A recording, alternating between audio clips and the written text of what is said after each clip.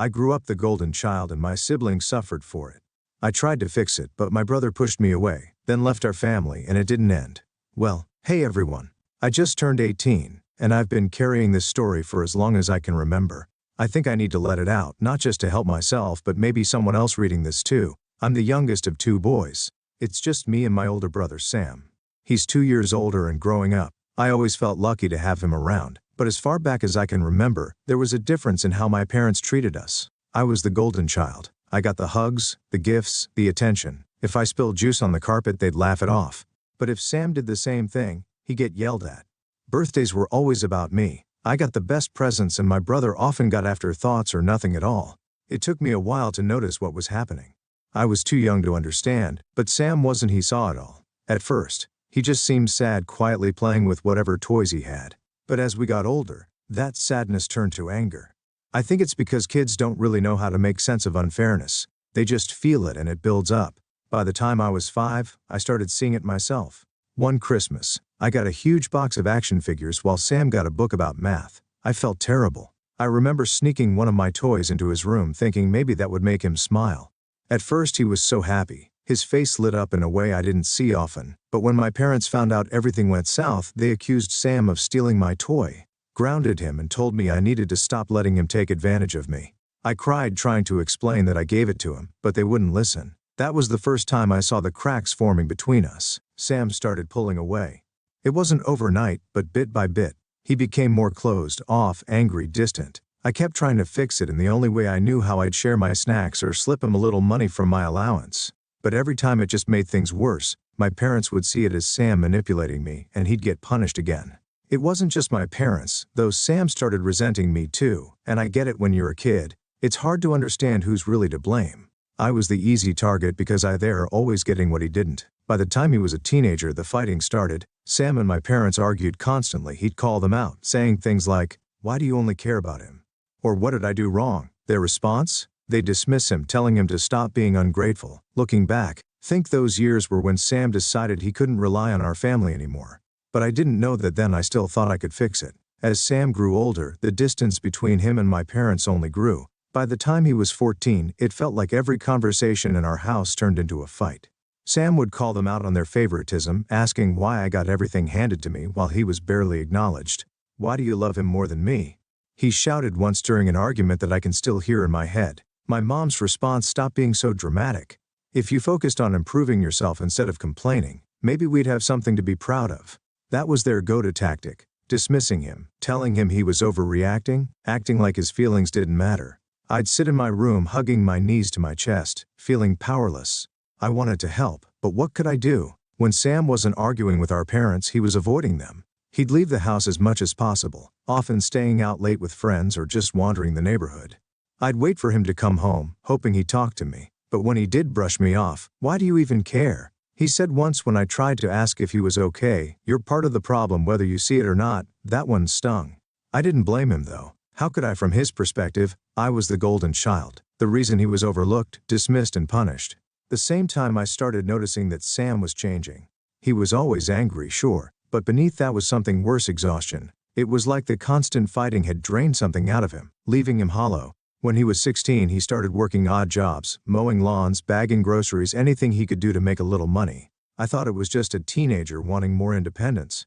Now I realize he was preparing to leave one night. I overheard him on the phone with a friend. He said something that stuck with me. "I just need to hold on until I'm 17.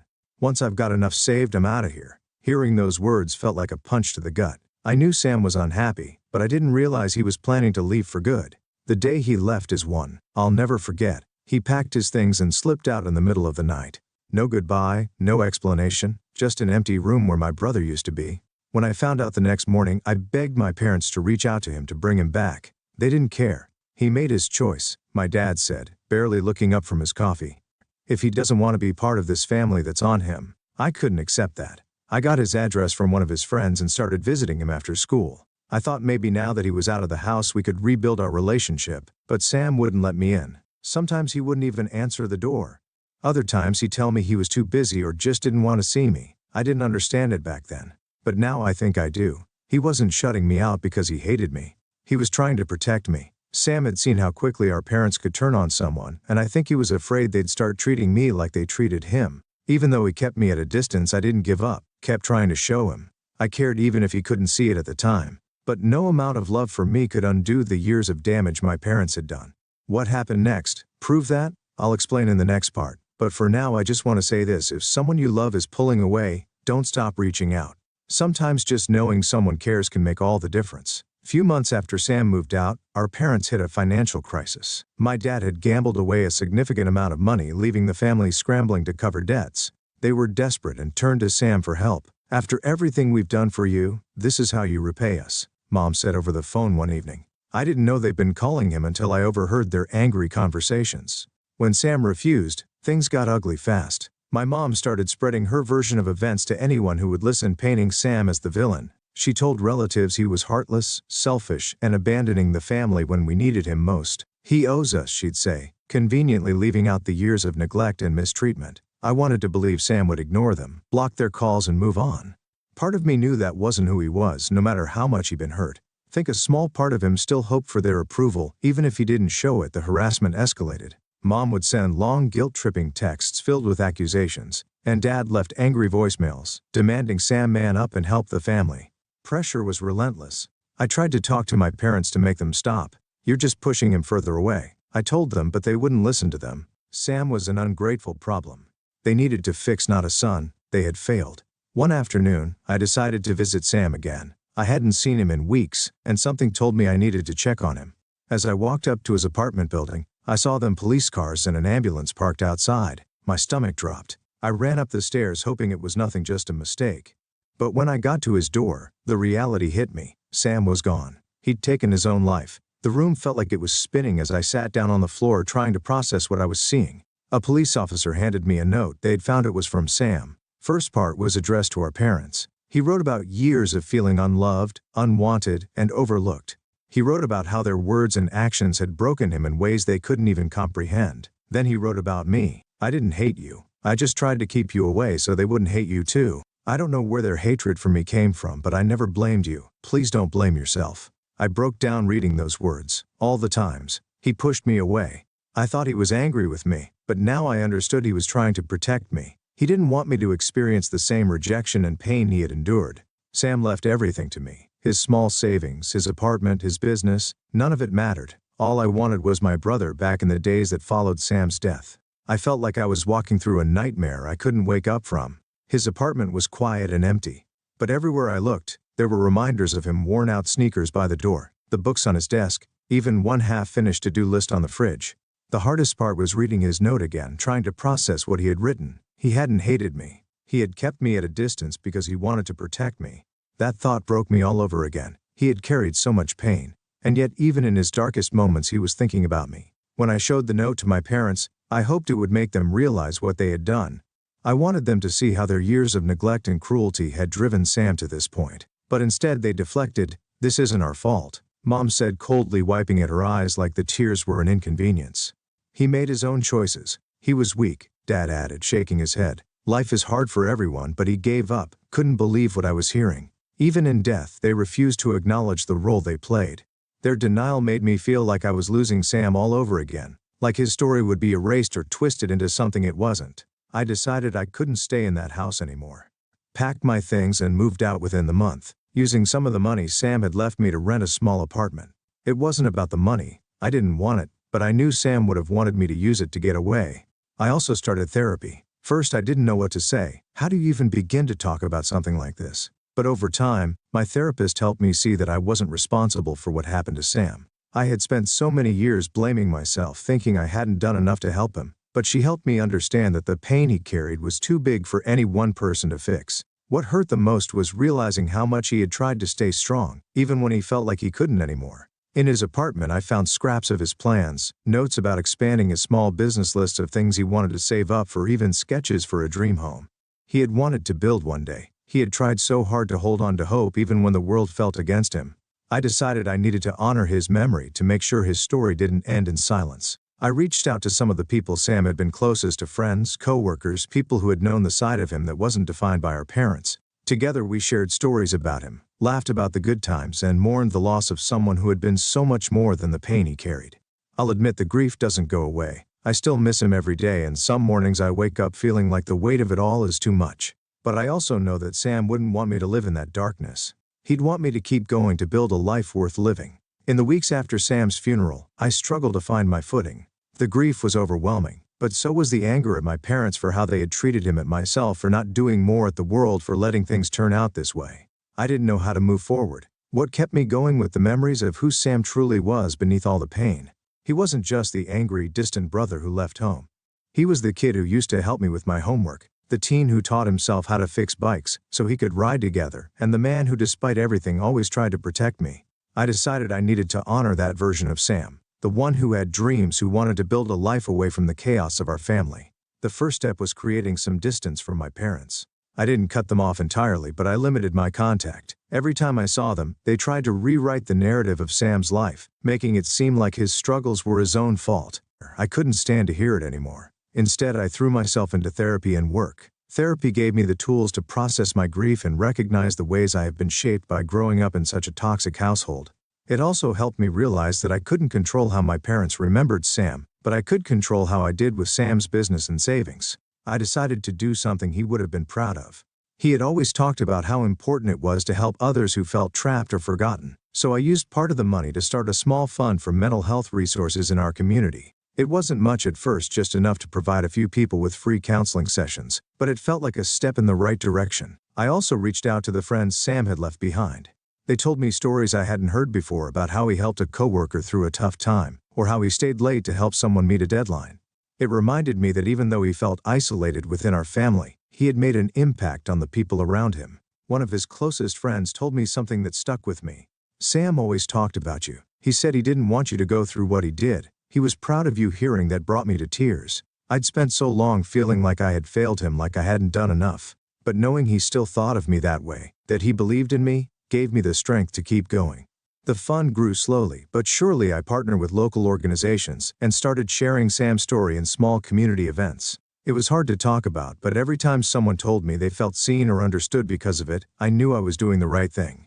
As time passed, pain of losing Sam didn't go away, began to feel different. Therapy taught me that grief isn't something you ever truly get over. Instead, you learn to carry it in a way that doesn't overwhelm you. For me, that meant taking what Sam had gone through and turning it into something meaningful. The fund I started in his name became a bigger part of my life. At first, it was just a small initiative, paying for counseling sessions or connecting people with resources. Over time, I started to see how much it was needed. People reached out sharing their own stories of struggling with mental health or feeling trapped in toxic family dynamics. Hearing these stories was bittersweet. On one hand, it was heartbreaking to know so many others had faced pain similar to Sam's. On the other, it gave me hope that his story could make a difference. Every time someone told me that the fund had helped them, more that they finally sought therapy because of Sam's story, I felt like I was keeping a piece of him alive. My parents wanted nothing to do with it. They continued to paint Sam's death as a tragic failure rather than a result of their neglect. They didn't acknowledge the fund or the work I was doing. At first, that hurt. I wanted them to understand, to feel the weight of what they had done, but eventually I let go of that need. Therapy helped me realize that their denial wasn't my responsibility. I couldn't force them to change, and I couldn't make them see the truth if they weren't willing. What I could do was focus on my own healing and on honoring Sam in my own way. One day, while going through some of Sam's old things, I found a notebook tucked away in a box of his belongings. It was filled with sketches, ideas, and plans he had for his future. He had dreamed of starting a larger business, of buying a house, of traveling to places he'd only seen in pictures. Seeing those plans made me emotional, but it also gave me direction. Sam had so much he wanted to accomplish, and even though he wasn't here to do it himself, carry some of those dreams forward, I decided to expand the fund's mission, focusing not just on mental health, but also on supporting young people who, like Sam, were trying to escape toxic situations and build better lives. I worked with local charities to create scholarships and job training programs, hoping to give others the opportunities my brother didn't have. The work became my way of healing. Every time I spoke about Sam, I felt closer to him. Every time the fund helped someone, I felt like a piece of his legacy was living on. But healing wasn't just about action. It was also about acceptance. I had to learn to forgive myself for not being able to save Sam, to let go of the guilt that had weighed on me for so long. It wasn't easy, but slowly I started to believe what my therapist had been telling me all along. I did everything I could. Sam would want me to move forward, not live in the shadow of what happened. As I continued running the fund in Sam's memory, I realized I needed to focus on myself too. For years my life had revolved around grief and guilt, but I knew Sam wouldn't have wanted me to stop living because of him. I started small, leaning on friends, opening up more and reconnecting with old hobbies. I picked up drawing again, something I hadn't done in years, came a way to process my emotions, especially the memories of Sam. Little by little I set new goals for myself, reaching out to friends, exploring new places, even taking a class to learn something new. Slowly I began to rebuild a version of myself that felt whole again, not defined solely by loss. I also began sharing Sam's story more widely. I spoke at schools and community centers about mental health and the importance of asking for help. Each time someone told me this story helped them, I felt like I was keeping Sam's legacy alive. Rebuilding myself wasn't easy, but with time I began to find a sense of peace, both with Sam's memory and with the life I was creating. The grief didn't disappear, but it softened, becoming a part of me instead of something that consumed me. The fund in Sam's name continued to grow, helping more people than I ever thought possible. Felt good to know that his story was making a difference. Every message of thanks or story of someone finding help reminded me that Sam's life, though cut short, had meaning that continued to ripple outward. I also stopped chasing something I had held onto for too long: my parents' acknowledgement. For years I wanted them to see the harm they had caused, to understand what they'd done to Sam. I came to realize that their denial was something I couldn't change. Instead of focusing on their reactions, I poured my energy into the people and things that truly mattered. One of those things was my own healing. I worked on forgiving myself for what I couldn't do, understanding that Sam's struggles were far bigger than what I could have fixed. I realized that while I couldn't save him, I could honor him by living a life he would have been proud of. Part of that was learning to let joy back in. I began celebrating the small victories: finishing a drawing, making someone laugh, even just waking up and feeling okay. These moments became reminders that life is worth living even after loss. Sam's note stayed with me throughout this journey. His words, "I never blamed you. Please don't blame yourself," became a mantra I repeated on the hardest days. They reminded me to keep going, to forgive myself, and to honor his memory in a way that let me move forward. Years have passed since I lost Sam, but not a day goes by that I don't think about him. Grief doesn't overwhelm me anymore. It's quieter now, like a shadow that's always there but no longer blocks out the light. The fund in Sam's name has grown into something far bigger than I ever imagined. It has provided counseling, scholarships, and hope to countless people. Knowing that his story has helped others find strength reminds me of the impact he still has on the world. It's how I carry him with me every day. I've also built a life I think he'd be proud of. I've surrounded myself with people who love and support me, and I've worked hard to focus on my own growth. I've learned to celebrate my successes and forgive my stumbles, knowing that healing isn't about perfection. It's about progress. Looking back, I can see how much Sam shaped who I am. His struggles taught me the importance of compassion, of standing up for others, and of never taking love for granted. In a way, his legacy lives on not just through the fund, but through me. If there's one thing I've learned through all of this, it's that we can't always control what happens to us, but we can control how we move forward. Losing Sam will always be the hardest thing I've ever faced. But it's also given me a purpose I never expected: to make sure no one else feels as alone as he did.